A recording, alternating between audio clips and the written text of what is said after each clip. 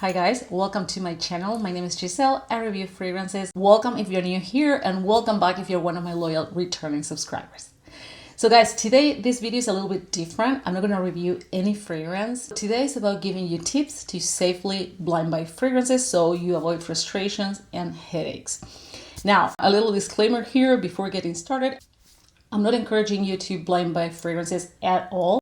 In fact, I'm against that. But if you're gonna blind buy no matter what, I'm no one here to tell you don't do this or don't do that. I just want you to do that with a better foundation. The purpose of this video is to share with you a few tips that might help you, hopefully, avoid frustrations and headaches, right? So this is the sole purpose of this video. I believe in educated decisions no matter what we do in life. So I wanted to share with you successful tips that I know for a fact work, because I've shared these tips with friends and also with followers, and these are the tips that oftentimes I follow myself.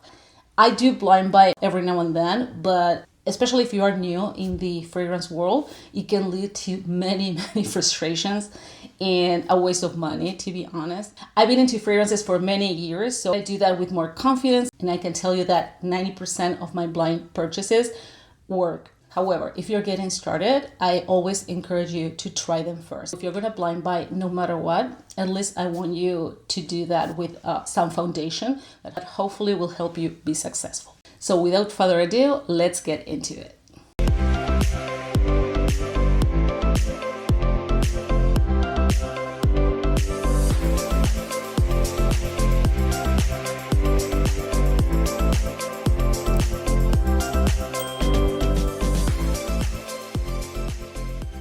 So my first tip for you guys is avoid buying fragrances just based on one single note. Just because you like cherry and you see cherry in the top notes, it doesn't mean it's a cherry fragrance. And the worst part is that when your favorite note is in the top notes, that note will evaporate in 10-20 minutes. And after those few minutes, you won't smell that anymore. So you will feel frustrated because you probably spent your money, your hard-earned money, and even your expectations because you thought you were buying a cherry fragrance and that cherry scent lasted just a few minutes, right? And in order for a fragrance to be that particular note type of scent, that note has to be dominant. And to be dominant, it has to appear at least in the middle and the base. The middle notes, the heart of the fragrance, is actually what the fragrance is about. But the base notes anchor the whole composition, and it's where longevity lives. So you have to make sure that your favorite note is at least in two places, and especially in the base, because those are the notes that will stay with you for the longest time. If you don't find your favorite note in the base, as I said at the beginning, after a few minutes, it's gone and you will feel frustrated because you thought you were buying, let's say, a cherry fragrance because you saw cherry in the top notes, and after 20 minutes, cherry is nowhere to be seen or to be smelled and you will feel very frustrated. So make sure that your favorite note appears at least in the middle and in the base. And I see this all the time, people putting together a list of top 10 pineapple fragrances, top 10 caramel fragrances, top 10 cherry fragrances, and when you go and check the notes, there's just one single caramel note, one single cherry note, one single pineapple note. But that's enough for people to believe that's a cherry fragrance, a caramel fragrance, a pineapple fragrance, and it's very misleading. So keep that in mind. So my second tip for you guys is, it's something very simple, but it's often overlooked, and it is to assess your lifestyle. For example, if you're a person who usually don't go out, you don't attend special events, in that case, for instance, if you buy a fragrance that it's very sultry, ambery, woodsy, dark, resinous, sweet, sensual, those type of nighttime fragrances, usually those are typical nighttime fragrances. They are very deep, as I was saying, super long lasting, super enveloping. But if those are fragrances that, of course, you can wear them even for the grocery store if you want. You can wear whatever you want. It's your life. However, if you live more like a simple life or like an indoors life, I think those type of fragrances won't make you feel comfortable. And I see this pretty often, that people buy fragrances based on hype or because their favorite reviewer recommended that fragrance. They buy it and then they feel very frustrated because they thought it was going to be different. This is very subjective. Remember that what people say they perceive and how they describe fragrances, it's a very subjective thing. So you buy a fragrance based on what someone says, and at the end of the day, you feel very frustrated because you don't have the opportunity to wear that fragrance. So it's very important to assess your lifestyle. If you love to go out, if you do that often, if you attend galas, special events, whatever, I think if that's your vibe, if that's your lifestyle, this type of woodsy, deep resinous scents would be great.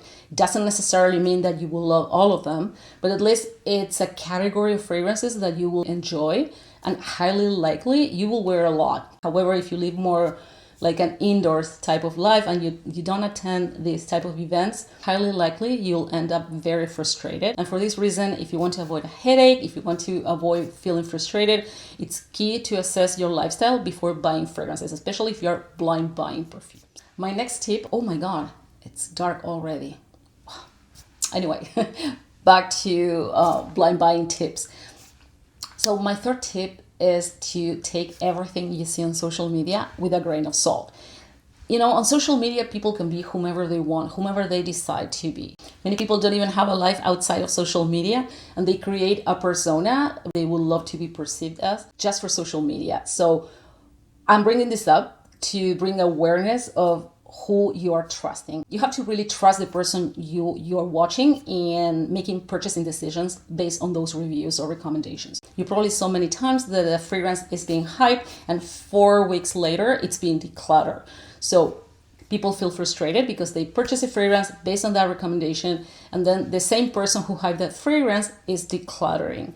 So just make sure that you take everything with a grain of salt. Make sure you trust the person. There are amazing, honest reviewers out there, amazing reviewers, totally honest. So make sure they disclose if there is a business relationship when they are hyping certain fragrance, because sometimes people don't disclose those business relationships, which goes against the FTC terms and everything. So you have to make sure you really trust the person you're watching, especially if you're going to be blind buy a fragrance. So my next tip for you guys is to understand the notes pyramid.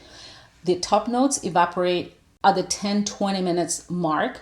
So if you have your favorite note just in the top notes, as I explained in the beginning, highly likely you'll feel frustrated because after this 10-20 minutes mark, you won't smell your favorite note anymore. And if you purchase that fragrance just based on that specific note, you will definitely feel frustrated. But on top of that, make sure that what you see in the base, it's something that you like. Maybe you don't love it, but at least you have to like it. The base notes anchors the whole composition. It's, as I said before, where longevity lives, and those are the notes that will stay with you for the longest time. So let's say you hate leather and you have leather in the base, but you didn't notice or you didn't care because you saw your favorite note in the top and in the middle notes. That's fine. But the problem is that if you hate leather, leather is the note that will stay with you for the longest time, together with the other notes in the base. So once your favorite note or notes evaporate, you have to make sure you like what you see in the base, because the base notes have a slower evaporation rate. They evaporate super slowly, and that's the reason why they help with longevity. So those are the notes that will stay with you for the longest time, and you have to make sure that you like them. So regardless of what you see in the top and the middle notes, you have to like what you see in the base. My other tip for you guys is to always check the official website. There's a very popular website, very popular in Fragcom, in the fragrance community, that people use as a point of reference. It's a great resource, it's a great website. However, I think the weakness of that site is the notes part, because usually when you compare the notes there versus the official website, they are different, very different sometimes. And I think, maybe I'm wrong, but I think these are my thoughts. I think that what they list as notes are actually the subjective perception of the person who writes the content for that platform, not the real notes. And that's the reason why oftentimes they look totally different from the notes you'll see on the official website. So make sure you always check the official website of the house. And if you don't see the notes listed, just feel free to send them an email. They will be happy to respond. I've had great experiences. They always reply back. My next tip is to get familiar with tricky notes. Some notes, for example, iris is very tricky because it can take different directions. I always talk about this in my videos. Iris can be leathery, can be waxy, can be powdery. And sometimes I see iris and oris mentioned as if they are the same. Oh, this has oris or iris, and they are very different. Iris is the flower, oris is the root. Oris is definitely more expensive. It's very buttery, very creamy, but especially buttery. It's very, very buttery, slightly powdery as well. Iris, a purple flower, the flower of the oris, is powdery. It can be leathery and it can be waxy as well. And iris, for example, when it's combined with spices like cardamom or like cinnamon, for example, it's when it smells more leathery.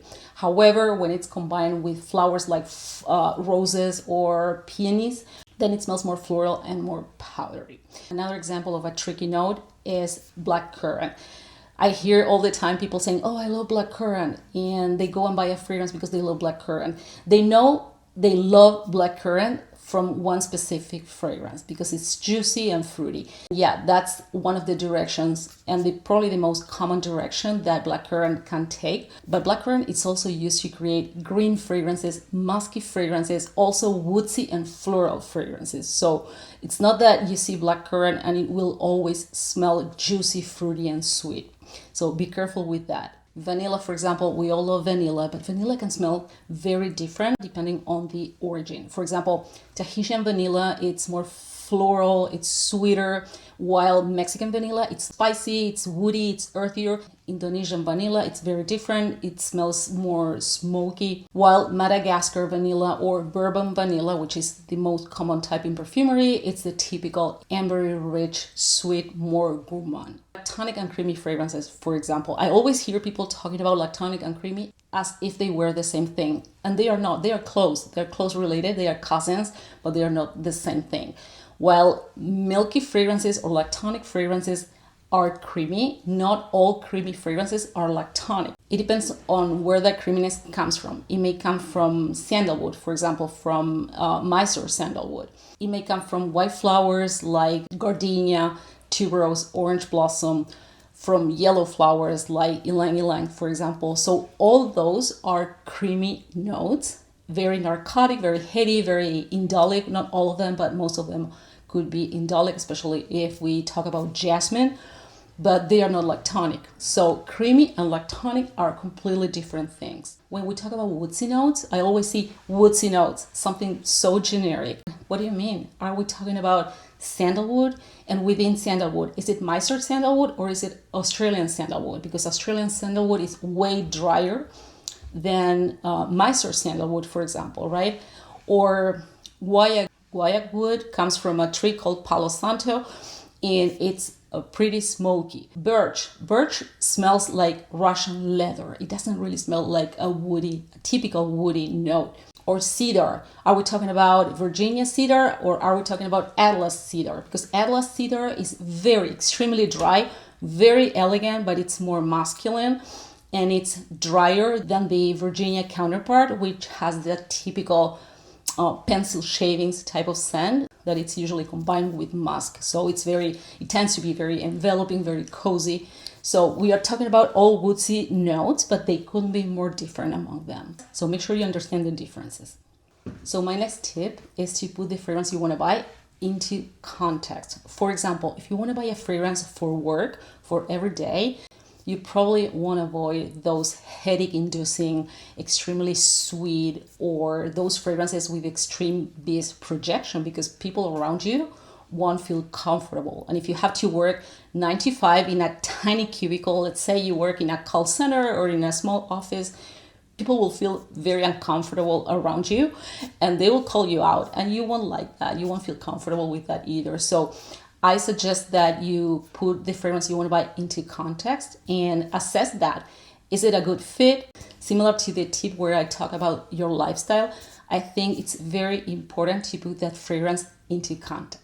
And my last tip for you today is be very careful, extra careful with fruits mixed with lactonic notes, especially if we are talking about mango, nectarine, or apricot. Those notes, when are mixed with lactonic notes, it's a hit or miss. On my skin, for example, they turn sour, and after a few minutes, it smells like rotten milk. And I've tried several fragrances on the market that have this combination, and they smell horrible on me. One of those fragrances that I can wear is Cruz del Sur 2 by 𝙤𝙎. I love the fragrance. I smell it on people. It smells absolutely incredible. But on my skin, it smells absolutely disgusting. And that has been the case with other fragrances that have this milky fruity combo. So be careful, because I'm not the only one who has this issue.